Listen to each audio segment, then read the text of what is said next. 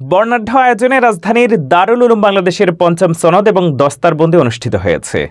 গেল শনিবার ৬ সেপ্টেম্বর সকালে আল জামিয়াতুল ইসলামিয়া দারুল উলুম বাংলাদেশ উত্তরা ঢাকার হাদিস এবং ইফতা বিভাগের পঞ্চম সনদ বিতরণ ও দস্তারবন্দি অনুষ্ঠান উত্তরার ঐতিহ্যবাহী লাভলিন কনভেনশন সেন্টারে অনুষ্ঠিত হয়। অনুষ্ঠানে সভাপতিত্ব করেন আল জামিয়াতুল ইসলামিয়া দারুল উলুম বাংলাদেশের মহাপরিচালক ও ইন্টারন্যাশনাল দাওয়াহ ইউনিভার্সিটির চেয়ারম্যান শাইখুত তাফসির মুফতি আবু বকর সিদ্দিক আদ-দাঈ। প্রধান অতিথি ছিলেন জামিয়া আরাবিয়া দারুল উলুম দেবভোগের মুহতামিম ও ইসলামী কানুন বাস্তবায়ন কমিটির আমির শাইখুল হাদিস আল্লামা মুফতি আবু তাহের জিহাদি। বিশেষ অতিথি ছিলেন খুলনার জামিয়া ইসলামিয়া আরাবিয়া দারুল উলুমের শাইখুল হাদিস মুফতি নাসিরউদ্দিন কাসেমি, সৌদি আরবের উম্মুল কোরা বিশ্ববিদ্যালয়ের উস্তাদ শাইখ বশির আহমেদ আল মাক্কি, দারুল উলুম বাংলাদেশের উপমহাপরিচালক মুফতি উমর ফারুক রহমানী এবং আল মামুন হজ কাফেলার ব্যবস্থাপনা পরিচালক মাওলানা মামুনুর রশিদ। স্বাগত বক্তব্য রাখেন দারুল উলুম বাংলাদেশের নায়েবে মুহতামিম ও শাইখুল হাদিস মুফতি মামুনুর রশিদ। আর বক্তব্য রাখেন মদিনাতুল উলুম মাদ্রাসার ভাইস প্রিন্সিপাল শাইখুল হাদিস মুফতি নিসার উদ্দিন, দারুল উলুম বাংলাদেশের মুফতি এবং বগুড়ার বাংলাদেশ ব্যাংক জামে মসজিদের খতিব শাইখুল হাদিস মুফতি আমিনুল হক আজাদি, দারুল উলুম বাংলাদেশের হাদিস বিভাগের নায়েবে রইস মুহাদ্দিস মুফতি আবু নেওয়াজ ফেরদৌস আল মাদানী এবং মুহাদ্দিস মাওলানা আমিরুল ইসলাম। অনুষ্ঠানে ১৪৪৬ এবং ৪৭ বর্ষে হাদিস ও ইফতা বিভাগ থেকে ফারিগিন ১১৭ জনকে সনদ নম্বরপত্র, সম্মাননা স্মারক ও দস্তারবন্দি করা হয়। পুরো অনুষ্ঠানটি সঞ্চালনা করেন মুদিরুদ্দার্স মুফতি শামীম হোসেন সাবেদী। খুব বড় নয়, কারণ আমরা জামিয়ার অন্যান্য জামাতের শিক্ষার্থীদেরকে যদি আপনাদের সাথে যুক্ত করতে পারতাম, তাহলে অন্তত এই অডিটোরিয়ামে 10 গুণ বড় অডিটোরিয়ামের প্রয়োজন ছিল। কিন্তু আমরা চেয়েছি শুধুমাত্র আপনাদের সাথে স্পেশাল কিছু স্মৃতি বহন করার। এ কারণে জামিয়াতে আয়োজন না করে এমন একটি ব্যতিক্রম স্থানে এই অনুষ্ঠানের আয়োজন করা হয়েছে। সম্মানিত শিক্ষার্থীবৃন্দ, আজ আমি যে মুহূর্তে এখানে দাঁড়িয়ে আছি, বিশ্বব্যাপী এক ভয়াল ষড়যন্ত্র বিরাজমান ইসলামের বিরুদ্ধে, মুসলমানের বিরুদ্ধে, ওলামায়ে কেরামদের বিরুদ্ধে। যে মুহূর্তে এখানে দাঁড়িয়ে আছি, পৃথিবীতে 50টির উপরে মুসলিম দেশ থাকার পরেও আমরা দেখছি আমাদের প্রথম কিবলার সাথে যুক্ত পবিত্র ভূমি ফিলিস্তিনে নির্মমভাবে গণহত্যা চালানো হচ্ছে দিনের পর দিন। আমাদের বিশ্ব নেতৃবৃন্দের দাঁড়িয়ে কোনো মাথা ব্যথা নেই। এই ষড়যন্ত্র শুধু ফিলিস্তিনে নয়, পৃথিবীতে যেখানে মুসলিমেরা মাথা উঁচু করে দাঁড়াতে চায়, তখনই তাদের উপরে অত্যাচার, নির্যাতনের স্টিম রোলার চাপা হয়। ঘটনার সূত্রপাত আজ নয়, 1400 বছর ধরেই হচ্ছে। কিন্তু নতুন করে বিশ্বে মুসলিম নিধনে যে ষড়যন্ত্র বিরাজমান, এই ষড়যন্ত্রের থিওরি প্রকাশ করা হয়েছিল 1997 সালের শেষ দিকে আমেরিকার হার্ভার্ড ইউনিভার্সিটির প্রফেসর স্যামুয়েল হ্যান্টিংটনের মধ্য দিয়ে। 1997 সালে স্যামুয়েল হ্যান্টিংটন একটি প্রবন্ধ লিখলেন, the clash of civilization, a remaking world order. The clash of civilization এর অর্থ হলো সভ্যতার দ্বন্দ্ব। এই গবেষণা প্রবন্ধটি লেখার মধ্য দিয়ে তিনি পাশ্চাত্যের নির্মাতা মানে ইউরোপের যারা লিডার, তাদেরকে সতর্ক করে দিলেন, সমাজতন্ত্রের উত্থানের 60 বছরের মধ্যে তা পৃথিবী থেকে বিদায় নিয়েছে। কিন্তু ইসলাম একমাত্র সভ্যতা যা 1450 বছর আগে শুরু হয়ে আজ পর্যন্ত পাশ্চাত্য সভ্যতার সঙ্গে দ্বন্দ্বে লিপ্ত। সুতরাং ইসলাম যেন কোনোভাবেই সফল হতে না পারে, মুসলমানেরা যেন কোনোভাবেই বিশ্ব নেতৃত্বের অংশীদার না হতে পারে, এজন্য আগাম প্রস্তুতি নেওয়া দরকার। তার এই থিওরিকে সর্বপ্রথম আমলে নিয়েছিল মিস্টার বুশ। 2001 সালে টুইন টাওয়ারে হামলা হল। আমেরিকা অদ্য অবধি প্রমাণ করতে পারেনি টুইন টাওয়ারে হামলার সাথে আফগানিস্তান জড়িত ছিল কিংবা ওসামা বিন লাদেন জড়িত ছিলেন, কিন্তু মিথ্যা অভিযোগে আফগানের হাজার হাজার মানুষকে তারা হত্যা করল।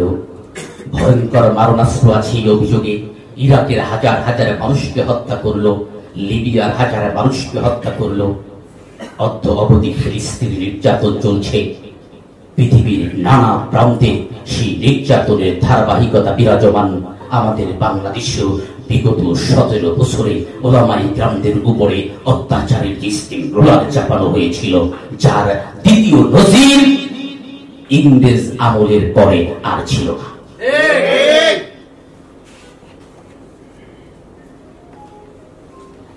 সময় এই বিজয়ের মধ্য দিয়ে, এই বিপ্লবের মধ্য দিয়ে যদি আমরা ভেবে থাকি ওলামায়ে কেরাম মুখ খুলে কথা বলতে পারত না, পথঘাটে চলতে পারত না, নানা বিষয়ে মিছিল মিটিং প্রতিবাদে সরব থাকতে হতো, এই বোধহয় আমরা সেই অবস্থা থেকে নিষ্কৃতি পেয়েছি। বাস্তবতায় তাই নয়। আজও সমাজের প্রতিটি কানায় কানায় অত্যাচারী আছে সেই ইহুদি, খ্রিস্টান, মুসলিমদের দোসররা, যারা সময় পেলে আবারও আরো জোরে সবল মারবে।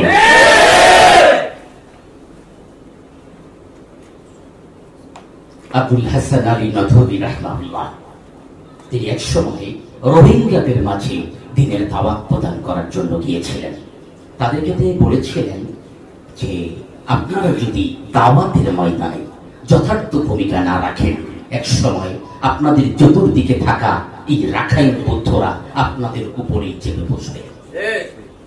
সময়ের ব্যবধানে সেই রোহিঙ্গাদের উপরে নির্মম নির্যাতনের বাস্তব সাক্ষী আজকের বাংলাদেশ। পবিত্র কুরআনুল কারীমের সূরা তাওবা 39 নম্বর আয়াতটি স্মরণ করিয়ে দিতে চাই। আল্লাহ তাআলা বলেছেন, ইল্লা তানফিরু ইউআযিবুকুম আযাবান আলীমা ওয়া ইস্তাবদিল কওমান গায়রাকুম ওয়া লা তাদুরুহু শাইয়্যা। আল্লাহ তাআলা বলেছেন, যদি তোমরা দ্বীনের জন্য বাহির না হও, কঠিন আযাব তোমাদেরকে পাকড়াও করবে, আর তোমাদের স্তরে অপর কোন জাতিকে প্রতিষ্ঠা করে দেওয়া হবে, তোমরা তার কোনো ক্ষতি করতে পারবে না। এর মানে হলো বাংলাদেশে ইসলামপন্থীরা যদি দ্বীনের এই ময়দানে হক কথার নির্দেশ, অসৎ কাজে বাধা দাঁড়িয়ে এই তৎপরতা অব্যাহত না রাখে, দ্বীনের এই ময়দানে ওলামায়ে কেরাম ঐক্যবদ্ধ হয়ে বাতিলের বিরুদ্ধে যদি সম্মুখ ভূমিকা রাখতে না পারে, তাহলে ফিলিস্তিনের উপরে যেভাবে ইসরায়েলকে চেপে দেওয়া হয়েছে, কাশ্মীরের উপরে যেভাবে ভারতকে চাপিয়ে দেওয়া হয়েছে, ইরাকের উপরে যেভাবে আমেরিকাকে চাপিয়ে দেওয়া হয়েছে, বাংলাদেশের উপরেও ভারত বা আমেরিকাকে চাপিয়ে দিতে একটুও দেরি হবে না। এটাকে যদি আমরা জাতীয়ভাবে চিন্তা করি, তাহলে ইসলামপন্থীদের উপরে ইসলাম বিরোধী দলগুলোকে চাপিয়ে দেওয়া হবে। এটাকে যদি সামাজিক ভাবে চিন্তা করি, তাহলে আমাদের সমাজে যারা ইসলামের বাইরের লোক, নামাজ পড়ে না, রোজা রাখে না, সুদ খায়, ঘুষ খায়, নানা অপকর্মের সাথে জড়িত, তাদের কর্তৃত্ব আমাদের উপরে প্রতিষ্ঠিত হবে, যা আমরা দেখছি। এই দাওয়াত তাবলীগের কাজ যদি আমরা আমাদের পরিবারের মধ্যে করতে না পারি, তাহলে স্বামীর উপরে স্ত্রীর কর্তৃত্ব প্রতিষ্ঠিত হবে, পিতামাতার উপরে সন্তানের কর্তৃত্ব প্রতিষ্ঠিত হবে। আল্লাহ বলছেন, তোমাদের স্তরে অপর কোন জাতিকে প্রতিষ্ঠা করে দেওয়া হবে। সুতরাং এই ভয়াল অবস্থায় দাঁড়িয়ে আমাদের করণীয় কি? আজ আমি ছোট্ট মানুষ আবু বকর সিদ্দিক চিৎকার করে গলা ফাটিয়ে ফেললেও এর কোন ফায়দা নাই। কিন্তু আমি বিশ্বাস করি আমার ছোট্ট চিন্তাগুলো আপনাদের মস্তিষ্কে প্রবেশ করার মধ্য দিয়ে যদি তা বিকশিত হয়, এদেশের লক্ষ মানুষের কাছে এই মিনতিগুলো, এই আহ্বানগুলো পৌঁছে দেওয়া সম্ভব। আমার থেকে হাজার গুণ যোগ্য মানুষেরা বসে আছে আমাদের শিক্ষার্থীদের মধ্যে, আর মঞ্চের কথা বাদ দিলাম। সম্মানিত তিনি ভাইরা ইংরেজ সরকার প্রায় 200 বছর এদের শাসন করেছিল। 100 বছর পার করার পরে যখন তারা দেখলো তিতুমিরের বাসের কেল্লার আন্দোলন, হাজি শরিয়তুল্লাহর ফরাইজি আন্দোলন, শহীদ আব্দুল আজিজ দেহলভির ফতোয়া, বালাকোটের ময়দানে সৈয়দ আহমদ বেরেলভির শাহাদাত, তখন তারা চিন্তা করলো যে মুসলমানদের শক্তির উৎস কোথায়? কোন শক্তি বলে মুসলমানেরা আবার জেগে উঠেছে। এই কারণটি উদ্ঘাটন করার জন্য ব্রিটিশ কলোনিয়াল সেক্রেটারি গোল্ডস্টোনকে দায়িত্ব দিল। গোল্ডস্টোন ব্রিটিশ পার্লামেন্টে যে প্রতিবেদনটি জমা দিয়েছিলেন তার সার নির্যাস ছিল, so long as the Muslim have the Quran, we shall be able to dominate them. We must either take it from them or make them lose their love of it. আমরা ততদিন পর্যন্ত মুসলমানদেরকে দমাতে পারবো না যতদিন পর্যন্ত মুসলমানের কাছে কোরআন থাকবে। যদি তাদেরকে দমাতে চাই তাহলে হয় কোরআনকে তাদের নিকট থেকে ছিনিয়ে নিতে হবে, অথবা কোরআনের প্রতি মুসলমানদের ভালোবাসা দূর করে দিতে হবে। ইংরেজ সরকার দেখলো কোরআনকে মুসলমানদের নিকট থেকে ছিনিয়ে নেওয়া সম্ভব নয়, কারণ লক্ষ লক্ষ হাফেজে কোরআন রয়েছে, কিন্তু কোরআনের প্রতি মুসলমানদের ভালোবাসা দূর করে দেওয়ার এজেন্ডা নেওয়া যেতে পারে। 1921 সালে ঢাকা বিশ্ববিদ্যালয় প্রতিষ্ঠিত হলো সম্পূর্ণ সেকুলার শিক্ষা ব্যবস্থার উপরে ভিত্তি করে। এ কারণেই ঢাকা বিশ্ববিদ্যালয়ে পড়ার পরে বন্ধু তার বান্ধবী পোশাক খুলে নিয়ে যায়। নতুন বিপ্লবের পূর্বে নবদম্পতি ঘুরতে গিয়েছে, কিন্তু স্ত্রীকে নিয়ে আর অক্ষত ফিরে আসতে পারেনি। এই জন্য এই বিদ্যাপীঠের ছাত্রদের মুখে আমরা শুনি, আমি আমার বান্ধবীর হোস্টেলে ঢুকতে পারবো না। এটা আবার কেমন কথা? এজন্য আমরা দেখতে পাই জাহাঙ্গীরনগর বিশ্ববিদ্যালয়ে ধর্ষণের সেঞ্চুরি উদযাপন করা হয়। এই জন্য আমরা দেখি মনের রাজা ওসমান গনি বালিশের মধ্যে টাকার খনি। তারপরে আমরা বলতে পারি শুধুমাত্র বড় বড় ইমারত, বড় বড় ডিগ্রিধারী শিক্ষক দিয়ে পড়ালেই মানুষকে মানুষ বানানো যায় না, যতক্ষণ পর্যন্ত কোরআন সুন্নাহ শিক্ষা মানুষের মধ্যে প্রবেশ করবে সে প্রকৃত অর্থে মানুষ হতে পারবে না। ষড়যন্ত্র সব জায়গায় বিরাজমান। ষড়যন্ত্র এক বড় ষড়যন্ত্র হাত ছাড়িয়ে দিয়ে ডাকছে ফেরাউনের উত্তরসূরিরা, এইসব শুধু হাঁটছে, এসব দেখে ভয় পেলে আর চলবে না ওদের। মনে রাখবে আল্লাহ আছেন আর ইবলিস আছে ওদের। সব চক্রান্ত লুটে যাবে শক্তিবাদীর কাছে, তাগুতের সব যন্ত্র মন্ত্র জলে যাবে ভেসে। সুতরাং এই সমস্যার মোকাবেলা যদি করতে চাই, সর্বপ্রথম প্রয়োজন আত্মগঠন। কি গঠন? আমি আবার নিজেকে প্রস্তুত করা অনেক বেশি জরুরি, কেননা এক মহা সমুদ্রের মাঝে আমাকে ছুটে বেড়াতে হবে। এ কারণে আমরা বারংবার বলেছি, আমরা আত্মগঠন এবং মানোন্নয়নের মাধ্যমে আগাতে চাই, কারণ সমালোচনা করে আগাতে চাই না। বুখারী মুসলিমের সে হাদিস আপনাদের মনে থাকার কথা, হযরত নুমান ইবনে বাশীর রাদিয়াল্লাহু তাআলা আনহু থেকে বর্ণিত। নবী সাল্লাল্লাহু আলাইহি ওয়াসাল্লাম বলেছেন, ইন্না ফিল জাসাদি মুদগাতান ইজা সালুহাত সালুহাল জাসাদু কুল্লুহু ওয়া ইজা ফাসাদাত ফাসাদাল জাসাদু কুল্লুহু আলা ওয়াহিয়াল কলব। নিশ্চয়ই মানুষের শরীরে একটা গোশের টুকরা আছে, যখন সেই গোশের টুকরাটা ভালো হয়ে যায় সমস্ত শরীর ভালো হয়ে যায়, আর যখন সেই গোশের টুকরাটা খারাপ হয়ে যায় সমস্ত শরীর খারাপ হয়ে যায়। ওই বস্তুর নাম হচ্ছে কাল, অন্তর পরিচয়। আমরা আমাদের অন্তরকে পরিশুদ্ধ করার মধ্য দিয়ে আগাতে চাই, তাকওয়ার নীতিতে বলিয়ান হতে চাই ইনশাআল্লাহ। যা আলী রাদিয়াল্লাহু তাআলা বলেছেন, আত-তাকওয়া হিয়াল খাউফু মিনাল জালিল ওয়াল আমালু বিত-তানজিল والصبر على القليل والاستعداد ليوم الرحيل। তাকওয়া চারটা বিষয় সমষ্টি, আল্লাহকে ভয় করে চলা, অবতীর্ণ বিষয়ের উপরে আমল করা, অল্পে তুষ্ট থাকা, আর মৃত্যুর জন্য প্রস্তুতি নেওয়া।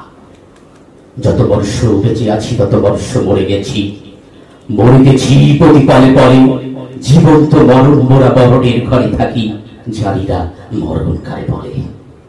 যতই কাটিতেছে সময়, ঘটিতেছে জীবনের ক্ষয়, জানি না কখন ঘটে যাবে আমার জীবনের লয়। সেই মৃত্যুর প্রস্তুতি যদি আমার মধ্যে থাকে, জীবনের প্রতিটি কাজে আল্লাহকে ভয় করে যদি চলতে পারি, কুরআন সুন্নাহের আমল যদি নিজের জীবনে বাস্তবায়ন করতে পারি, সাহাবায়ে কেরাম রাদিয়াল্লাহু আনহুমদের সেই উজ্জীবিত প্রেরণায় যদি নিজেদেরকে উদ্ভাসিত করতে পারি, আমাকে আপনাকে থামাবে কে?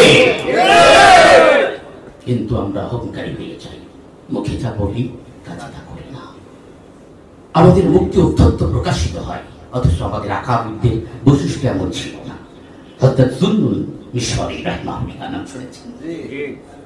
লোকেরা তার কাছে গেল, হযরত দীর্ঘদিন ধরে বৃষ্টিপাত বন্ধ, আপনি যদি আল্লাহ তাআলার কাছে একটু দোয়া করতেন, আল্লাহ হয়তো বৃষ্টি অবতীর্ণ করতেন। তিনি বললেন, যাও তোমরা, দেখে কি করা যায়।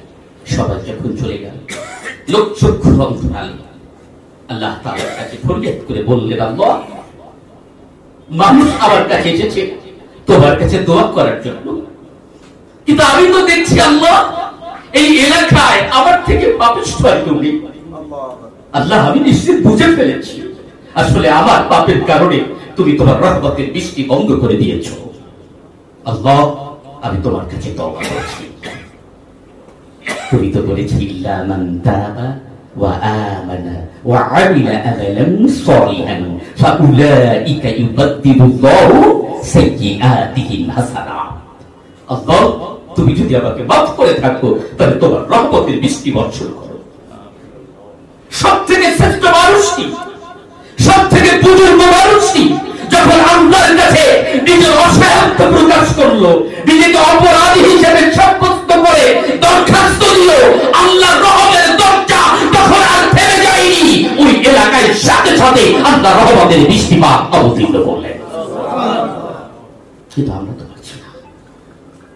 আমরা মসজিদ কমিটির সভাপতির মুখাপেক্ষী, আমরা মেম্বারের মুখাপেক্ষী, চেয়ারম্যানের মুখাপেক্ষী, এমপি সাহেবের মুখাপেক্ষী, কেউ বা কোন দলের দালালির মুখাপেক্ষী। আমি সে যদি একটু সুনজরে তাকাই, আমার তো জিন্দেগি সম্রাট শাহজাহানের দরবারে একজন ভিক্ষু ভিক্ষা করে। সম্রাট শাহজাহান দিল্লির সম্রাট ছিলেন, মানে এই উপমহাদেশের মূল কেন্দ্রবিন্দু যে জায়গায়, সেই জায়গার সম্রাট ছিলেন তাজমহলের নির্মাতা শাহজাহান। একজন ভিক্ষুকে বলল যে, তোমাকে তো দেখছি ভিক্ষাই করো, কেউ দেয় 1 পয়সা, কেউ দেয় 2 পয়সা, কেউ দেয় 5 পয়সা, এইভাবে ভিক্ষা সারা জীবন তুমি করেই যাওয়া, কিন্তু তোমার জীবনের কোনো পরিবর্তন হবে না। বাদশাকে চোখে দেখো না, সম্রাটকে দেখো না, সম্রাটের কাছে যাও, এত দেওয়া দিবে যে তোমার সারা জীবন চলে যাবে। ভিক্ষুক চিন্তা করলো, ভালো কথা, দেখি সম্রাটকে কিভাবে পাওয়া যায়। কোথায় পাওয়া যাবে? সম্রাট মসজিদে নামাজ আদায় করতে আসে। ভিক্ষুক চিন্তা করলো, তাহলে মসজিদের দরজায় দাঁড়িয়ে থাকবো এবং সেই সময় সম্রাটের কাছে হাত পাতবো। ভিক্ষুক দাঁড়িয়ে আছে, মসজিদ থেকে সবাই বের হয়ে যায়, কিন্তু সম্রাট শাহজাহান বের হন না। এক পর্যায়ে ভিক্ষুক দেখলো, কি ব্যাপার, সম্রাট করে কি? মসজিদের মধ্যে ঢুকি দেখার চেষ্টা করছে যে সম্রাট কি করছেন। দেখি সম্রাট আল্লাহ তাআলার দরবারে হাত তুলে জোরে জোরে চিৎকার করে হাউ মাউ করে কান্নাকাটি করছে। ভিক্ষুক এই দৃশ্য দেখে মসজিদ থেকে বের হয়ে চলে যাচ্ছে। এই মধ্যে মোনাজাত শেষ করে সম্রাট শাহজাহান মোনাজাত শেষ করে মসজিদের দরজায় তাকিয়ে দেখেন, দূরে একজন ভিক্ষুক দাঁড়িয়ে, দেখেন যে দূরে একজন ভিক্ষুক যায়। ডাক দিলেন পিছন দিক থেকে, দাঁড়াও, আমার কাছে এসেছিলে না, আমার কাছে এসেছিলে না? ভিক্ষুক বলে, হ্যাঁ। ফিরে যাচ্ছ কেন দেখার করে? ভিক্ষুক বলল, সম্রাট, আমি এসেছিলাম আপনার কাছে মানুষের পরামর্শের আলোকে আমার এই জিন্দেগির একটু পরিবর্তন আনতে, ভিক্ষুকের জীবন থেকে মুক্তি পেতে, কিন্তু আমি এসে দেখলাম আমার চেয়েও তো বড় ভিক্ষুক আপনি। আমি মসজিদের মধ্যে ঢুকে দেখলাম আপনি আল্লাহর দরবারে ফরিয়াদ করছেন। আমি উপলব্ধি করলাম দিল্লির সম্রাট যে সম্রাটের কাছে যায় ওই সম্রাটের কাছে যাওয়ার জন্য কোনো মাধ্যম লাগে না। এখন থেকে সম্রাট যার কাছে যে সম্রাট হয়েছে আমি তার কাছেই যাইব। ইচ্ছা আমার জায়গাটি স্থির করব। দুনিয়ার সবচেয়ে বড় ধনী সেই মানুষটাকে যিনি বানিয়েছেন তিনি আমাকে আপনাকেও বানিয়েছেন। সম্পর্ক তার সাথে করি। আল্লাহ এত বেশি দিতে পারেন, এত বেশি দিতে পারেন যা আমাদের কল্পনার মধ্যেও সবাই তো তিনি ভাইরাস একান্ত প্রিয় শিক্ষার্থীবৃন্দ। সুতরাং সর্বশেষ কথাটি হলো আমরা আপনাদেরকে একটি বৃহত্তর সিলেবাসের সাথে পরিচয় করিয়ে দিয়েছি। 15টির মতো কিতাব আমরা ইফতা বিভাগে আপনাদের পড়িয়েছি, কিন্তু আপনাদের দায়িত্ব এখানে শেষ নয়। সনদ পাবেন, নামের সাথে মুফতি লিখে ফেসবুকে পোস্ট দিয়ে বেড়াবেন। এই জন্য দারুল উলুম বাংলাদেশ আপনাদেরকে সনদ দিচ্ছে না, বরং আমরা আপনাদের ঘাড়ে একটি বোঝা উঠিয়ে দিচ্ছি। আপনাদের দায়িত্ব সেই বোঝা বহনের যোগ্যতা যদি এখনো না হয়ে থাকে তাহলে উস্তাদদের সহবাদী থেকে নিজেকে আরো সমৃদ্ধ করা, এই সামনে যে মহাসমুদ্র সেই সমুদ্র পাড়ি দেওয়ার জন্য নিজেকে আরো বেশি প্রস্তুত করা পারবে। দারুল উলুম কি সে আশা আপনাদের কাছে করতে পারে? আমরা প্রত্যাশা রাখি আগামী দিনের নতুন বাংলাদেশ বিনির্মাণ, যে ইসলামী খেলাফা প্রতিষ্ঠার স্বপ্ন আমরা দেখে থাকি, সেই খেলাফা প্রতিষ্ঠার জন্য অনবদ্য ভূমিকা দারুল উলুমের সন্তানরা রাখবে। আল্লাহ তাআলা ওয়াদা করেছেন সূরা নূর আয়াত নম্বর 55, ওয়াদাল্লাহু আল্লাযীনা আমানু মিনকুম ওয়া আমিলুস সলিহাত লা ইস্তাখলিফান্নাহুম ফিল আরদ। আল্লাহ ওয়াদা করেছেন তোমাদের মধ্যে যারা ঈমানদার এবং আমলে সলে করে আল্লাহ অবশ্যই তাদেরকে দুনিয়ার খেলাফত দান করবেন। ওয়াদা করেছেন কি? আরো জোরে বলুন কি? যে আল্লাহ তাআলা আমাদের সাথে ওয়াদা করেছেন, ঈমান আর আমলের শর্ত আরোপ করেছেন। আসল ঈমানের বলে নিজেকে বলিয়ান করে আগানোর চেষ্টা করি, আমলের জিন্দেগিতে আরো বেশি মজবুত হওয়ার চেষ্টা করি, তাহলেই আল্লাহর দেওয়া প্রতিশ্রুতি আমাদের জন্য বাস্তবায়িত হবে। ওয়ালা তাহিনু ওয়ালা তাহজানু ওয়া আনতুমুল আ'লাউনা ইন কুনতুম মুমিনিন। চিন্তিত নয়, নেই কোনো ভয়, ভবে আসবেই বিজয় যদি ঈমানের বলে মুমিনের দলে সদা বলিয়ান হয়। সুতরাং ভয়কে জয় করে এগিয়ে যেতে হবে সম্মুখ সমরে, ভয়কে জয় করে এগিয়ে যেতে হবে নতুন স্বপ্ন বাস্তবায়নে, ভয়কে জয় করে এই জাতির কাণ্ডারির ভূমিকা রাখতে হবে অধঃপতিত নিপতিত সমাজকে, সমাজ ব্যবস্থাকে, মানব রচিত মতবাদের অন্ধকারে আচ্ছন্ন সমাজকে নতুন করে দিনের আলোকে সাজাতে হবে। সেই সাজানোর জন্য যদি আমার জীবন চলে যায় আমি আমার জীবন দিয়ে দেব, যদি সেই সাজানোর জন্য হাত হারাই চোখ হারাই তারপর এগিয়ে যেতেই হবে, যেতেই হবে ইনশাআল্লাহ। উত্তাল তরঙ্গের বিক্ষিপ্ত রাশিমালা দেখে ওরে ভয় করো না এগিয়ে যেতে, শত তরঙ্গ শত রাশিমালা পিছনে ফেলে সম্মুখ পানে অবিরাম চলবে সাহসী বলে। বাতিলের হুঙ্কার করজোর রক্তচক্ষু ওদের ক্ষণিক্ষণ, মেঘ কখনো সূর্যকে থাকতে পারে না সারাক্ষণ, সূর্য তার আলো বিস্তৃত করে ঠিকই বেরিয়ে আসে। সুতরাং ভয় কি? দুর্দান্ত গতিতে এগিয়ে যাবে দুঃসাহসে। বাঘ কখনো পালায়ন করেছে গরু ওই হাম্বা হাম্বা রবে, এমন দৃশ্য কে দেখেছে আমাদের এই ভাবে? তুমি দুরন্ত দুর্বার দুঃসাহসী অজেয় শক্তি তোমার মুখে, বাতিলের ভয়ে কম্পিত হয়ে মরবে না ধুকে ধুকে। মুসলিম তুমি বীরের বেশে চলবে অবিরত, হোক বাতিল সৈন্য অস্ত্রে সজ্জিত লক্ষ কোটির মতো। তোমার শির উঁচু রবে সদা, তোমার শির উঁচু রবে সদা, বাতিলের তরে কম্পন। প্রয়োজনে তুমি দুনিয়ার জীবন করবে বিসর্জন। আল্লাহ তাআলা তৌফিক আমাদেরকে দান করুন। দারুল উলুম বাংলাদেশকে কবুল করুন। আপনাদেরকে উম্মাহের জাতির কল্যাণে কবুল করুন। বক্তব্যের ইতি এখানে টানতে চাই। আমাদের অভিভাবক, আজকের প্রধান অতিথি, বাংলাদেশি শীর্ষ আলেমী আল্লামা আবু তাহের জেহাদি দামাত বারাকাতুহু মূল্যবান নসিহা পেশ করবেন। সেই নসিহা যেন আমরা আমল করতে পারি। সম্মানিত প্রধান অতিথি সহ অতিথিবৃন্দকে আন্তরিক মোবারকবাদ এবং অভিনন্দন জানাই দারুল উলুমের পক্ষ থেকে। আসুন আবার ফিরে হীরার আলোর দিন, রহমের দুয়ার খুলে দেন হেরাপুরি। হে আল্লাহ, তুমি রক্ষা করো দুনিয়া ও দিন, শান শওকতি পূর্ণ হোক নিখিল মুসলিমিন। ওয়াখির দাওয়ানা আলহামদুলিল্লাহি রাব্বিল আলামিন।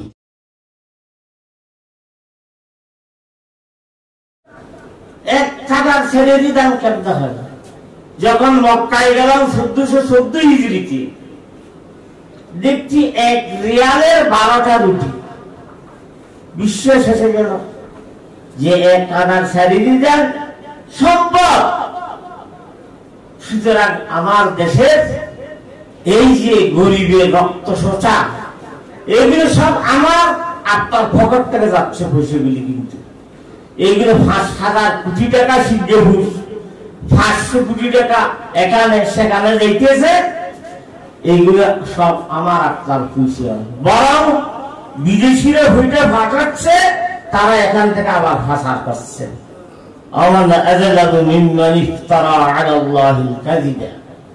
সুতরাং এখানে তো আসছে সম্পৃক্ত করার জন্য। আমি শুধু জাতিকে এইটাই বলবো যে আপনাকে ভৌগোলিক তারা না থাকতে হবে। চতুর্দিকে আমাদের কি, উত্তরে কি, দক্ষিণে কি, পূর্ব কি, পশ্চিমে কি, ব্যাপার দেখছি আমরা। চতুর্দিকে ভারত, এই সীমা চতুর্দিকে ভারত, দক্ষিণ দিকে আরাকান। আমাকে মারলে, আপনাকে মারলে কবরে ঢুকে দেখি জিতনে, এদিকে দেখতে পারবো না, ওদিকে দেখতে পারবো না, ওদিকে দেখতে পারবো না। সুতরাং কবরে নিরাপদ, এই নাকি? সুতরাং আপনি এলম পড়েছেন, রিসার্চ এগুলো সবগুলি করিয়া মাথা উঁচু করে দাঁড়াতে হবে।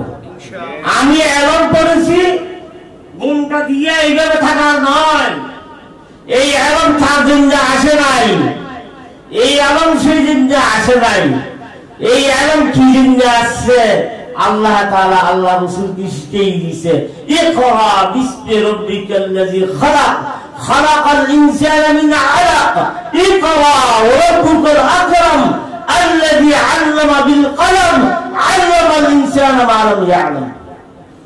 ওয়াল্লাহু আখরাজাকুম মিন বুতুনি উম্মাহাতিকুম লা তা'লামুনা শাইআ। কিচ্ছু জানতে না, কিন্তু আল্লাহ তাআলা যে ইলম আমাদেরকে দান করেছে, এই ইলম মোতাবেক কাজ করতে হবে।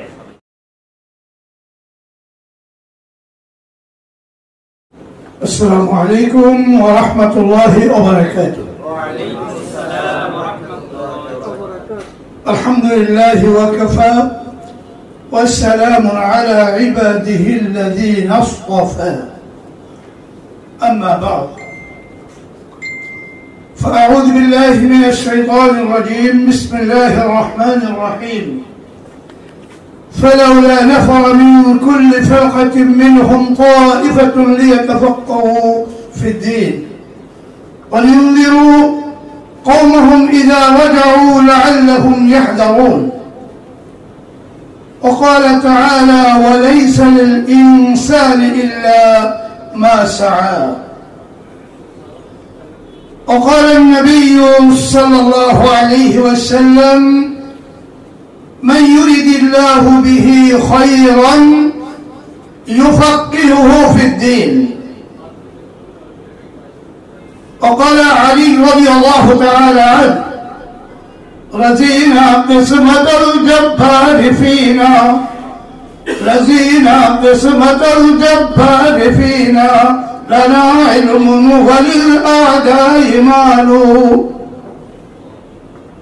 وقال الشافعي رحمهم الله: شكوت إلى وكيء سوء حفظ شكوت إلى وكيء سوء حفظ فأوصاني إلى ترك المعاصي فإن العلم نور من إله ونور الله لا يعطى لعاصٍ صدق الله مولانا العظيم وصدق رسوله النبي الكريم ونحن على ذلك من الشاهدين والشاكرين والحمد لله رب العالمين জামিয়া ইসলামিয়া আরাবিয়া দারুল উলুম বাংলাদেশ কর্তৃক আয়োজিত পঞ্চম সনদ প্রদান পাগড়ি প্রদান অনুষ্ঠানের সম্মানিত সভাপতি, বর্তমান মিডিয়ার যুগে অনলাইনের যুগে আমি মনে করি সর্বপ্রথম উদ্ভাবক আমার অত্যন্ত স্নেহস্পদ দক্ষিণবঙ্গের গৌরব হযরত আল্লামা মৌলানা আবু বকর সিদ্দিক আদ-দাঈ, যিনি ইতিমধ্যে বাংলাদেশের টেকনাফ থেকে তিতুলিয়া, রূপসা থেকে পাথুরিয়া, শুধু তাই নয় বাংলাদেশ বহির্বিশ্বের উলামায়ে কেরামের নিকটে ইলমে ওহী প্রচারের ক্ষেত্রে এক নবদিগন্তের দ্বার উন্মোচন করেছেন এবং ইতিমধ্যে তিনি তার বাস্তব ফলাফল পাওয়া এবং ফলাফল দেওয়া শুরু করেছে। আমি নাসিরউদ্দিন কাসেমী সেই কাফেলার সঙ্গে কিছুটা সময় শরীক হতে পেরে সেই অনলাইনের সেই ইসের সঙ্গে সম্পৃক্ত হতে পেরে নিজেকে ধন্য মনে করছি এবং আমি আজকে অত্যন্ত উদ্বেলিত, অত্যন্ত উৎসাহিত। যা একদিন অল্প পরিসরে শুরু হয়েছিল, আজকে তার বাস্তব ফলাফল আমরা দেখতে পাচ্ছি যে তিনি এক অনন্য দৃষ্টান্ত স্থাপন করেছেন মওলানা আবু বকর সিদ্দিক আদ-দাঈ, যা বাংলাদেশে আমি মনে করি সর্বপ্রথম অনলাইনে পাঠ দেওয়ার মাধ্যমে মুফতি তৈরি করা, মুহাদ্দিস তৈরি করা, আলেম তৈরি করা, প্রিন্সিপাল তৈরি করা, নাযিম তালিমাত তৈরি করা, অনন্য বক্তব্যধারী ফুলদার উলামায়ে কেরাম তৈরি করার এক দৃষ্টান্ত স্থাপন করেছেন। আমি তাই আমার পক্ষ থেকে, জাতির পক্ষ থেকে, উলামায়ে কেরামের পক্ষ থেকে ধন্যবাদ জানাতে চাই। আজকে তারই সভাপতিত্বে আজকের এই পাগড়ি প্রদান, সনদ প্রদান অনুষ্ঠান, এই অনুষ্ঠানে উপস্থিত রয়েছেন বাংলাদেশের অন্যতম সুপরিচিত আল্লামা আবু তাহের জিহাদি সাহেব, নামও শুনেছি, দেখাও দু একবার হয়েছে। আজকে আরো সুন্দর করে দেখা হলো।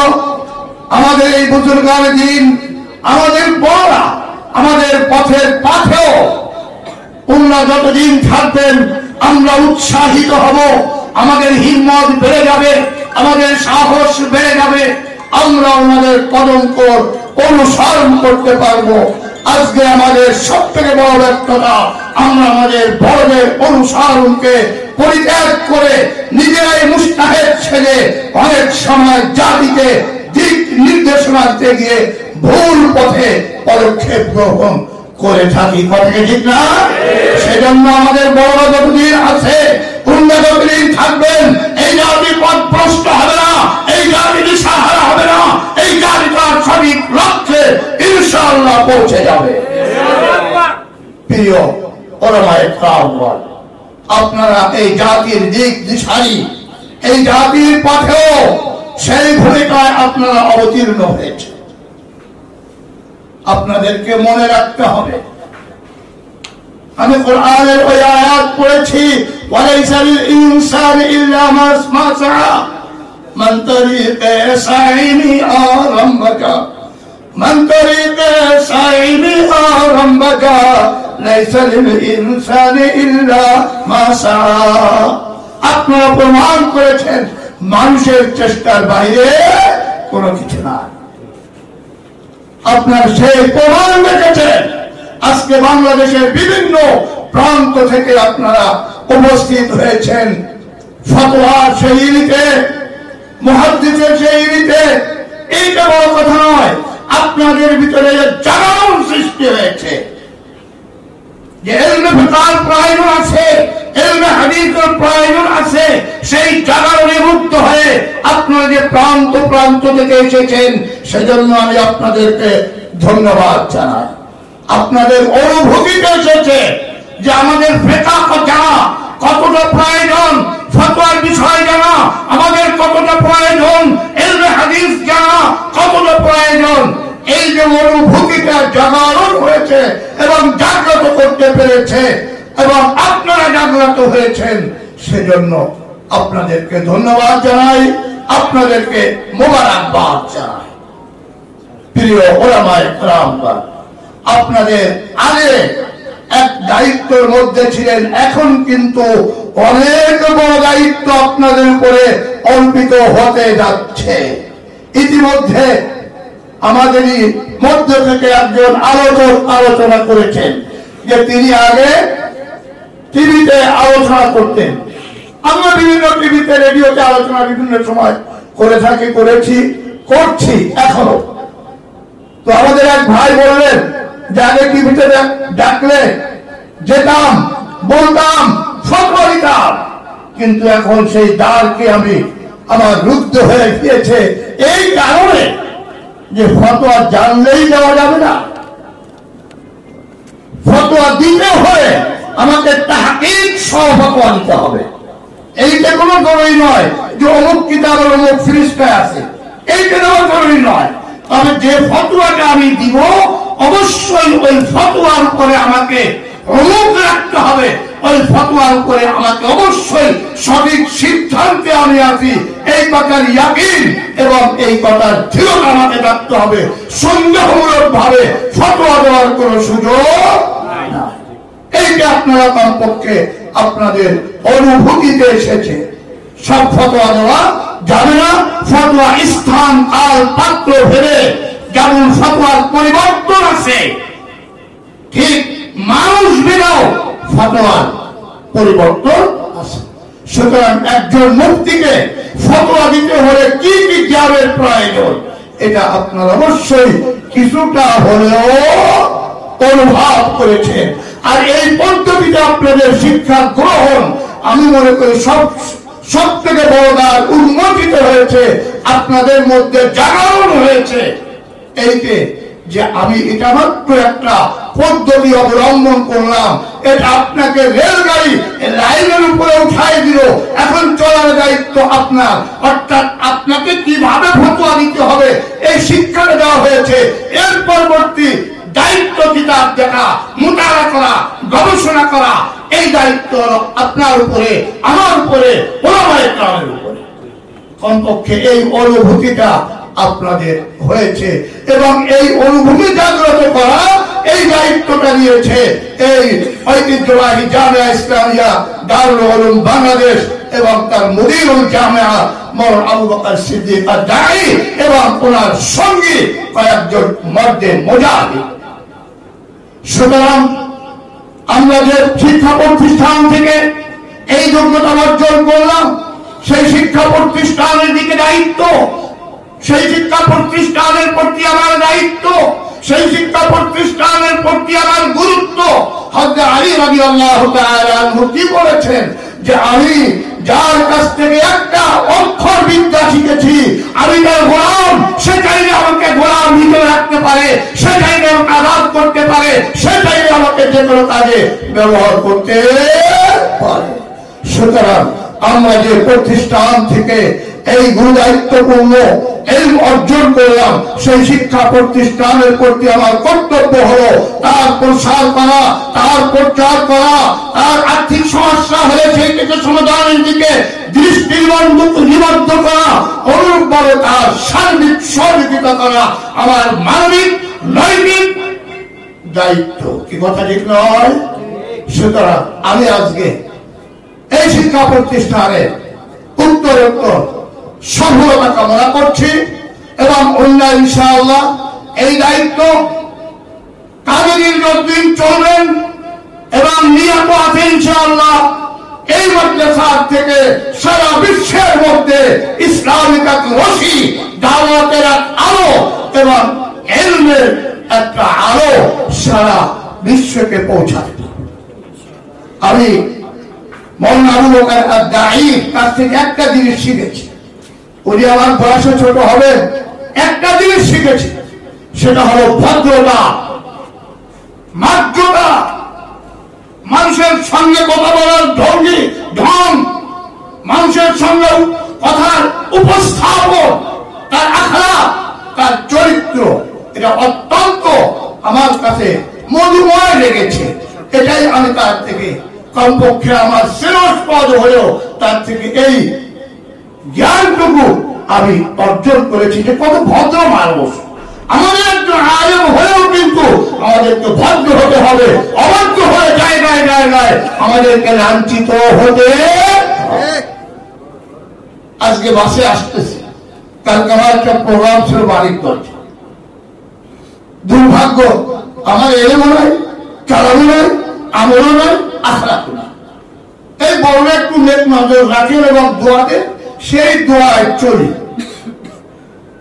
প্রোগ্রাম প্রতিদিন আসে ছোটখাটো মিলে, আজকে দুটো প্রোগ্রাম আমার খুলনাতে আবু বকর সিদ্দিক সাহেব উনি জানেন আমার আজকে দাওয়াত ছিল, কিন্তু আমি এইটার গুরুত্ব বেশি দিয়েছি। অথচ সেই যে প্রোগ্রামটার আমিও প্রধান অতিথি এবং সেখানে কয়েক হাজার আলেম এবং জেনারেল শিক্ষিত এবং বর্তমানে খুলনা সিটি কর্পোরেশন দায়িত্বে রয়েছেন খুলনা মানে ওই বিভাগীয় কমিশনার সাহেব, উনি হলো দায়িত্ব আর মেয়রের দায়িত্বে।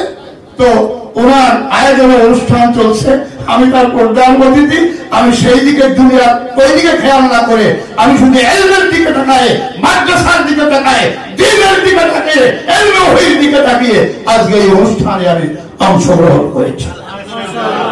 আমি আসার সময় দেখতেছি একটা গাড়িতে ভাড়া নিয়ে কি একটা কথা কাটাকাটিতে গাড়ির যিনি টাকা উঠে হেল্পার যিনি আছে সুপারভাইজার, আগে মানুষ মনে হইল আমার কাছে। ওনার সঙ্গে ওই আলম সাহেব ওনার সঙ্গে কিসে জড়িয়ে পড়েছে, জড়িয়ে পড়লে বলে হ্যাঁ আপনি একটা হুজুর মানুষ, তুমি মাথায় দিয়ে এই আপনার কাজ করে। তো দেখলাম যে ওই সঙ্গে সঙ্গে টুপি ঘুরে ফেলবে, টুপি থাকলে টুপি এই তার সঙ্গে রেখে গেল। আমি পিছন থেকে ভাই সবার সঙ্গে কাজ করতে হবে, এরা তো অশিক্ষিত মানুষ, এরা তো সব বোঝে না, ওরা তো একাধারে আলো 14 গোষ্ঠী উদ্ধার করে দিচ্ছে। আপনি টুপিটা মাথায় দেন, একটু ঠান্ডা হয়ে যায়। আমার এই কথা বলার উদ্দেশ্য হলে আমাকে যেহেতু আমি একজন আলেমের সাইটটি আমার লেখা আছে টুপির মাধ্যমে, গাড়ির মাধ্যমে, আমাকে তো সেই আখলাকের পরিচয় দিতে হবে। আমি রসুল সাল্লাল্লাহু আলাইহি ওয়াসাল্লামকে বলেছে, রসুল বলেছেন হাতে দেখা পেয়েছো নাকি, তো সেই আখলাককে উঠে দিয়েছে। এমন আচরণ আমরা করবো না যে আমার একার কারণে সমস্ত আলেমের সমস্ত ওলামায়ে কেরামের জগতের উপরে ধাপ্পা লাগে, ধাক্কা লাগে, এমন আচরণ আমরা করব। আমাদেরকে হতে হবে অত্যন্ত সবলীল, অত্যন্ত ভদ্র, অত্যন্ত মার্জিত। প্রিয় ভাইয়ের আমার, আমি কোরআনের আয়াত তেলাওয়াত করেছিলাম, আপনারা ওই আয়াতের মিসদাক ফালাউলা নাফারা মিন কুল্লি ফিরকাতিন মিনহুম তাইফাতুন লিয়াতাফাক্কাহু ফিদ-দীন।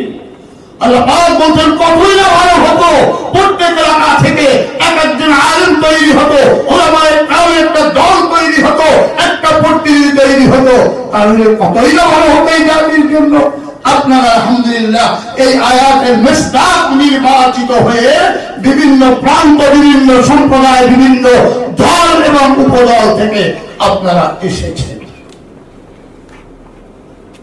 সুতরাং ওই এলাকার মানুষকে, ওই দলকে, ওই এলাকার লোকজনকে হেদায়েতের দিকে, দাওয়াতের দিকে, কোরআন সুন্নাহর দিকে আহ্বান করা, এটা আপনার আমার নৈতিক দায়িত্ব হয়ে পড়েছে। অর্থাৎ এই ইসে অংশগ্রহণ করে আমাদের দায়িত্ব কমেছে না বেড়েছে? দায়িত্ব অনেক গুণ বেড়ে গিয়েছে এবং দায়িত্ব এসে পড়েছে আল্লাহ পাকের কোরআন অনুযায়ী যে যারা যায় না তাদেরকে আমাদেরকে জানাতে হবে, তাদেরকে আমাদের শিখাতে হবে। আবার এটাও আপনারা প্রমাণ করেছেন যে একটা বয়সে এসে অনলাইনের মাধ্যমে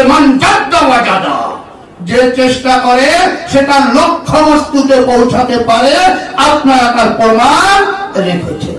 সুতরাং এই লাইনে আপনাদেরকে অন্যদেরকে উদ্বুদ্ধ করতে হবে যে ভাই আমরা এই লাইনে লেখাপড়া করে এ পর্যন্ত আল্লাহ পাক আমাকে এতটুকুন বুঝিয়ে দান করেছেন, তোমরাও আছো, আপনারাও আছেন, আপনারা কিসের সঙ্গে যোগসূত্র কায়েম করুন এবং দ্বীনে ইলম অর্জন করুন, এটাই আপনাদের দায়িত্ব।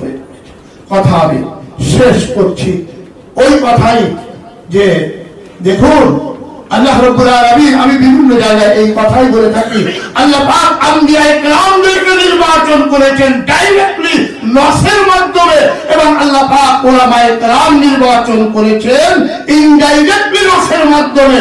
অর্থাৎ সেখানেও পরোক্ষ নস রয়েছে। আল উলামা ওয়ারাসাতুল আম্বিয়া, আম্বিয়াদের নির্বাচন সরাসরি, উলামায়ে কেরামের নির্বাচন পরোক্ষের মাধ্যমে। সুতরাং আমি আপনি যে আলেম হয়েছি এবং সেই তকমা আমার গায়ে লেগেছে, এটা আমার জন্য অনেক ব্যাপার হয়ে দাঁড়িয়েছে। নবীর যে দায়িত্ব, সেই আম্বিয়ায়ে কেরামের যে দায়িত্ব, সেই দায়িত্ব আমার উপরে এসে পড়েছে।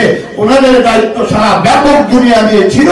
আলহামদুলিল্লাহ, আলহামদুলিল্লাহ ওয়াকাফা وسلام على عباده الذين اصطفى أما بعد فأعوذ بالله من الشيطان الرجيم بسم الله الرحمن الرحيم يرفع الله الذين آمنوا منكم والذين أوتوا العلم درجات وقال تعالى إنما يخشى الله من عباده العلماء. وعن معاذ الجهني رضي الله تعالى عنه قال قال رسول الله صلى الله عليه وسلم من قرأ القرآن وعمل بما فيه ألبس والده تاجا يوم القيامة ضوءه أحسن من ضوء الشمس في الدنيا لو كانت في الدنيا أو كما قال عليه الصلاة والسلام. সবাই দরুদ শরীফ পড়ি। আল্লাহুম্মা সাল্লি আলা মুহাম্মাদ ওয়া আলা আলি মুহাম্মাদ কামা সাল্লাইতা আলা ইব্রাহিম ওয়া আলা আলি ইব্রাহিম ইন্নাকা হামিদুম মাজিদ। اللهم بارك على محمد وعلى آل محمد كما باركت على إبراهيم وعلى آل إبراهيم إنك حميد مجيد। সর্বপ্রথমে আমি মহান আল্লাহ রাব্বুল আলামিনের দরবারে অন্তরের অন্তঃস্থল থেকে কালিমাতুর শুকরিয়া আদায় করতেছি। আজকের এই বিরল ব্যতিক্রম ধর্মী, আজকের এই মনোরম পরিবেশে, সুন্দরী আয়োজনে দাস্তারবন্দি এবং সম্মাননা ক্রেস্ট প্রধানী অনুষ্ঠানে উলামায়ে কেরামের মিলন মেলায় আল্লাহ পাক আমাকে হাজির হয়ে আপনাদের সামনে দোয়া নেওয়ার সুযোগ করে দিয়েছেন। এই জন্য মহান আল্লাহ পাকের শুকরিয়া আদায় করছি অন্তর থেকে, আলহামদুলিল্লাহ। দরুদ শরীফ এবং সালাম মানব সভ্যতার অগ্রগতিতে যার অবদান সর্বাপেক্ষা বেশি, যিনি বিভ্রান্ত মানবতাকে সঠিক পথের সন্ধান দিয়েছেন, যার অক্লান্ত পরিশ্রম, কোরবানি, সাধনা, ত্যাগ ও তিতিক্ষার ফলে আমরা পবিত্র ইসলাম পেয়েছি, সে মহাপুরুষ আল্লাহর হাবিব আকা নামদার তাজদার মদিনা, আমাদের হৃদয় স্পন্দন কলেজের টুকরা প্রিয় নবী নবী মুহাম্মদুর রাসূলুল্লাহ সাল্লাল্লাহু আলাইহি ওয়াসাল্লামের শানে দরুদ শরীফ এবং সালাম ধন্যবাদ এবং মোবারকবাদ জানাচ্ছি মাননীয় সভাপতি আল জামিয়াতুল ইসলামিয়া দারুল উলুম বাংলাদেশের সম্মানিত পরিচালক, মহাপরিচালক, যিনি আমাকে আজকের আয়োজনে সুযোগ করে দিলেন আপনাদের সামনে পরিচিত এবং কিছু মত বিনিময় বা আলোচনা শোনা। এই জন্য আজকের সভাপতি, প্রতিষ্ঠানের সকল সম্মানিত শিক্ষক মন্ডলী, আসাতিজা কেরাম এবং অতিথি বৃন্দ সকলকে আমি আন্তরিক মোবারকবাদ জানাচ্ছি। মোহতারাম হাজিরিন, আমরা আজকে এখানে যারা উপস্থিত, আমাদের পরিচয় যে আমরা সবাই দ্বীনি লাইনের, কেউ আলেম, কেউ মুফতি, নানান ভাবে আমরা দ্বীনি ইলম অর্জন করে আজকে সম্মাননা পাগড়ি অথবা দস্তারবন্দির জন্য এখানে হাজির করা হয়েছে, আমরা হাজির হয়েছি। মোহতারাম হাজিরিন, আপনারা জানেন যে আলেম আমরা মনে করেন আলেম সমাজ, ব্যবসায়ী সমাজ, এই মানব জাতির ভিতরে নানান সমাজের লোকজন আছে,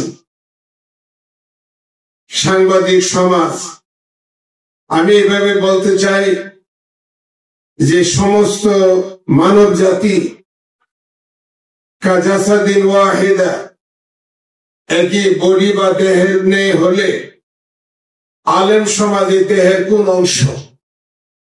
আমরা এই সমাজের একটা অংশ, কিন্তু আমরা আলেম সমাজ হলাম এই সমাজের হৃদয় বা কলব। মানব জাতির, আমার দেহের যেমন অঙ্গের এটা উন্নত অঙ্গ আছে কলব, আমার এই কলব বা হৃদয় বা আত্মা এটা যদি সুস্থ থাকে তাহলে আমি মানুষটাই সুস্থ, আর আমার হৃদয় যদি নষ্ট হয় তাহলে মানুষটা পুরোটাই নষ্ট। আজকে যদি উলামায়ে কেরাম আমরা সুস্থ থাকি তাহলে গোটা জাতি সুস্থ, আর এই জাতি অসুস্থ হবে। ওই যা ফাসাদা জাসাদু করলো, যদি আমরা আলেম সমাজ নষ্ট হই তাহলে জাতি নষ্ট হয়ে যায়। সুতরাং আমাদের পরিচয়, আমরা জাতির হৃদয়, আমরা জাতির কলব। এই আলেম সমাজকে সম্মাননা দস্তার আর সম্মাননা পাগড়ি দেওয়া হচ্ছে কেন? যে ওনারা আলেম উলামায়ে কেরাম, ওনারা পাগড়ি পাচ্ছেন, পাগড়ি দেওয়া হচ্ছে এই কারণে যে উনি ইলমি ইস্তেদাদ অর্জন করেছেন। ইলমি ইস্তেদাদের কারণে দস্তারবন্দি ফজিলত, এই মাথায় পাগড়ি দিয়ে জাতির সামনে উপহার, জাতিকে সামনে ছেড়ে দেওয়া হচ্ছে। আমার বন্ধুগণ, এই পাগড়ির ইতিহাস কি? কেন পাগড়ি আমাদের সামনে? আরব দেশে বা পৃথিবীর শিক্ষা ব্যবস্থায় প্রথম হইল আরবি ভাষা বা দ্বীনি ইলম শিক্ষা। এর আগে পৃথিবীর কোন শিক্ষা ব্যবস্থা ছিল না। স্কুল, কলেজ, ইউনিভার্সিটি, জেনারেল লাইনের সকল শিক্ষার আদি এবং আসল হইল ধর্মীয় এবং দ্বীনি শিক্ষা। এই দ্বীনি শিক্ষার প্রথম যুগে আরব দেশে যারা সর্বোচ্চ শিক্ষিত হবে তার মাথায় টুপি পরানো হতো। যে টুপি তার মাথায় পরানো হতো, এখন ইউনিভার্সিটিতে, বিশ্ববিদ্যালয়ে যখন ভাইস চ্যান্সেলর অথবা চ্যান্সেলররা তাদের শিক্ষিত সন্তানদেরকে নিয়ে তাদের মাথায় টুপি দেওয়া হয়। যেটা তাদের ভিন্ন ভাষা আছে, আমি আমার ভাষায় টুপি বলবো, কিন্তু ওই টুপির উপরে আমাদের ঢাকা বিশ্ববিদ্যালয়ে দেখবেন উপরে একটা বক্স আছে, টুপির উপরে একটা বক্স আছে। এই বক্সটা কেন, টুপির এই কালার কেন? এই বক্স হলো এই জন্যে যে তাদের মাথায় টুপি পরে উস্তাদ, শিক্ষক এবং বিশ্ববিদ্যালয়ের দায়িত্বশীলরা বলে দিয়েছেন যে সে উচ্চ শিক্ষিত হয়েছে, শিক্ষা দীক্ষায় সে বড় শিক্ষিত, এখন তাকে জাতির সামনে উপহার দেওয়া হচ্ছে, তাকে টুপি পরাইয়া টুপির উপরে বক্সে, তার জন্য বক্সের জায়গার মূল জায়গা ছিল এখানে আরব দেশে প্রথমে টুপি আবিষ্কারের পরে এর ভিতরে রাখা হয়েছিল কোরআন শরীফ। এই বক্সে ধারণ করা হয়েছিল কোরআন, আর বলা হতো তোমার মাথার উপরে টুপি, এই টুপির উপরে কোরআন, এই কোরআন দিয়ে তোমাকে শপথ বাক্য দিয়ে জাতির সামনে উপহার দেওয়া হচ্ছে, তুমি যে শিক্ষার আলো নিয়ে যাচ্ছ, এই শিক্ষার জন্য জাতিকে তুমি সঠিক পথের পথ দেখাতে পারো, সন্ধান দিতে পারো। এই জন্য কোরআন শরীফ তার টুপির উপরে রাখা হচ্ছিল। এখন বক্স আছে, এখন টুপি আছে, কিন্তু কোরআন শরীফ নাই। আমাদের মাথায় পাগড়ি দেওয়া হচ্ছে, উস্তাদ পাগড়ি দিয়ে বলা হচ্ছে দেখো তোমাকে পাগড়ি দেওয়া হচ্ছে। এই পাগড়ি হলো শপথ, এই পাগড়ি হলো অঙ্গীকারনামা। এই পাগড়ি এই জন্যই তোমাকে দেওয়া হয়েছে যে তুমি একজন মুফতি, তুমি একজন আলেম, জাতির সামনে তোমাকে ছাড়া হলো, তুমি এখন এই পাগড়ি পরে দায়িত্ব নিয়ে চলে গেলে তোমার পাগড়ির ডাইন দিকের এক একটা পেস, পাগড়ি কি 7 হাত, পাগড়ি কি 9 হাত, পাগড়ি কি 11 হাত, এক একটা পেসের এক একটা অর্থ বহন করে। ডাইন দিকের অর্থ বহন করছে আমি শপথ গ্রহণ করিলাম, আমি শপথ গ্রহণ করিলাম এই আসমান আল্লাহর, জমিন আল্লাহ, আমি আল্লাহর গোলাম, আমাকে যে দায়িত্ব দেওয়া হয়েছে দায়িত্বে আমি সমাজে যথাযথ দায়িত্ব পালন করব, কোন অন্যায়ের সামনে মাথা নত করব না, অন্যায়ের সামনে আমি নিজেকে সারেন্ডার করব না, ন্যায় এবং হকের দাওয়াতের জন্য আমাকে যে দায়িত্ব দেওয়া হয়েছে দায়িত্ব এবং কোরআনের আলো আমি ঘরে ঘরে সমাজের রঙের মধ্যে পৌঁছে দেওয়ার দায়িত্ব আমি নিলাম। এই জন্যে মাথায় পাগড়ি, পাগড়িটা বিবাহের অথবা ওই জাতীয় পোশাক নয় যেটা পাগড়ি পেলাম ঘরে রেখে দিলাম, বাৎসরিক সালানা মাঝে মাঝে দেখলাম, তা নয়, বরং এটা একটা শপথ বাক্যের মতো। আমার ভাইরা, আমার বন্ধুগণ, আমরা উলামায়ে কেরাম, আলেম সমাজ, আমাদেরকে মনে রাখতে হবে, আমি যদি এই পাগড়ি পাওয়ার পরে আমার নফসের উপরে বাম পাও দিয়ে চাপ দিতে পারি, এ দুনিয়া, এ দুনিয়া, তোকে আমি বাম পাতে চাপ দিয়ে ধরলাম, লোভ লালসাকে চাপ দিয়ে ধরলাম, অন্যায় করবো না চাপ দিয়ে ধরলাম, অহংকারকে আমি বাম পায়ে চাপ দিয়ে ধরলাম, তোর ডাইন পাউডি আমার ক্ষমতার মস্তদে, তোমার সফলতার মস্তদে পড়তে যাবে, মাঝখানে আর কোনো জায়গা নাই। কেন আমরা পারছি না? আমাদের নফসের কারণে পারি নাই, লোভ লালসের কারণে পারি নাই। এত বড় সম্পদ আমাদের কাছে থাকার পরে, কোরআনের সম্পদ, হাদিসের সম্পদ, এত দামি লোক, ইসলামের কোরআন হাদিসের ভাষায় আমাদের চেয়ে দামি আর কোন মানুষ আল্লাহর জমিনে আর নাই। এই দামি লোকগুলি আমরা কেন লাঞ্ছিত, বঞ্চিত, পদদলিত হচ্ছি? আমরা আমাদের দায়িত্ব যথাযথ পালন করছি না। আমার বন্ধুগণ, আমার ভাইয়েরা, আমি কথা মনে করি আজকের এই দাস্তারবন্দি সম্মেলনে আমাদের এটা শপথ গ্রহণ করার সম্মেলন। উস্তাদ আমাদেরকে শপথ দিয়ে, শপথ বাক্য পরে আমাদেরকে দায়িত্ব দিয়ে সমাজে ছেড়ে দিচ্ছেন। আসুন আমরা উলামায়ে কেরাম নিজের দায়িত্ব, আগে প্রথম কাজ হলো আল্লাহর সাথে সম্পর্ক আমাকে ভালো করতে হবে। মোতামেমের সাথে সম্পর্ক খারাপ হলে খারাপ লাগে, খেতেও ভালো লাগে না, ঘুম আসে না। চেয়ারম্যানের সাথে সম্পর্ক নষ্ট হলে একবারে পেরেশান হয়ে যায়। কিন্তু আমি যে এই লাইনের লোক, আমার মালিকের সাথে সম্পর্কটা আমার কি? আলেম উলামায়ে কেরামকে আল্লাহর সাথে সম্পর্কের 4টা দফা মানুষ খেয়াল রাখতে হবে। 1 নম্বরে আত-তাকওয়া বাইনাহু ওয়া বাইনাল্লাহ, সর্বাবস্থা আল্লাহকে বই করে আগাবো। 2 নম্বরে তাওয়াজু বাইনা ওয়া বাইনান নাস, তাওয়াজু বিনয়ী নম্রতার সাথে জাতির সামনে পেশ হব। 3 নম্বরে আল জুহুদ বাইনা ওয়া বাইনান নাফস, লোভ লালসাকে পিছনে ফেলে দিয়ে আগাইতে থাকবো। জুহুদ বাইনা ওয়া বাইনান নাফস, নফসের সাথে আমি মুজাহাদা করব, দুনিয়ার লোভ লালসা এগুলিকে পিছিয়ে ফেলে আগাবো। 4 নম্বর হলো আল মুজাহিদাতু বাইনা ওয়া বাইনান নাফস। আচ্ছা, আল জুহুদ বাইনা ওয়া বাইনাদ দুনিয়া। 3 নম্বর আল জুহুদ বাইনা ওয়া বাইনাদ দুনিয়া, দুনিয়া থেকে আমি লোভ লালসাতে ফিরে যাব। আর 4 নম্বর আল মুজাহিদাতু বাইনা ওয়া বাইনান নাফস, আমার মনে না চাইলেও আমি নামাজ, ইবাদত বন্দিকে, কোরআন তেলাওয়াত, তাওয়াল্লুক আল্লাহর মাধ্যমে আমি ইবাদত বন্দিকে আপোষহীন ভাবে করে যাব। আমার ছাত্র শিক্ষক সবার কাছে মডেল থাকবো। এই 4টা আমল যদি আমরা করি তাইলে আমার সাথে আমার মালিকের সম্পর্ক গভীর সম্পর্ক হয়ে যাবে। কি বললাম? 1 নম্বরে আত-তাকওয়া বাইনাহু ওয়া বাইনাল্লাহ, 2 নম্বরে আত-তাওয়াজু বাইনাহু ওয়া বাইনান নাস, আর 3 নম্বর হলো আল জুহুদ বাইনাহু ওয়া বাইনাদ দুনিয়া, দুনিয়ার লোভ থেকে নিজেদের বাঁচাই নেব। আর 4 নম্বর হলো আল মুজাহিদাতু বাইনাহু ওয়া বাইনান নাস।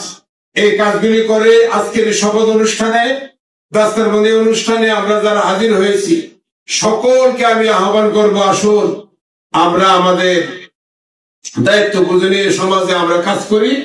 আল্লাহ রাব্বুল আলামিন আমাদের সকলকে আল্লাহর দ্বীনের জন্য কবুল করুক। আমার বন্ধুগণ, আমাদের সে দামি সমাজে আর কোন লোক নাই। ইয়ারফাইল্লাহু আল্লাযীনা আমানু মিনকুম ওয়াল্লাযীনা উতুল ইলমা দারাজাত। সুতরাং আল্লাহ রাব্বুল আলামিন আমাদের ভিতর থেকে কাউকে নেতা বানাবেন, কাউকে খতিব বানাবেন, কাউকে আল্লাহ পাক দায়িত্বশীল দায়ী বানাবেন। আল্লাহ কার দ্বারা কি কাজ নেবেন, কিন্তু আল্লাহ যে কাজে লাগাক আমরা ইনশাআল্লাহ দ্বীনের কাজ করার জন্য, বাকি দিনকে ওয়াকফ করার জন্য আমরা তৈরি থাকি। আল্লাহ পাক আমাদের সকলকে এই কাজগুলি, আজকের এই অনুষ্ঠানকে আল্লাহ পাক সফল করুক, ভরপুর কামিয়াব করুক। অনুষ্ঠানে যারা উপস্থিত সকলের দীর্ঘায়ু কামনা করে আমি আমার অবস্থানে কিছু কথা আপনাদের সামনে আবদার রেখে দোয়ার আহ্বান জানিয়ে আমি আমার বক্তব্য শেষ করছি। ওয়া আখিরু দাওয়ানা আলহামদুলিল্লাহি রাব্বিল আলামিন।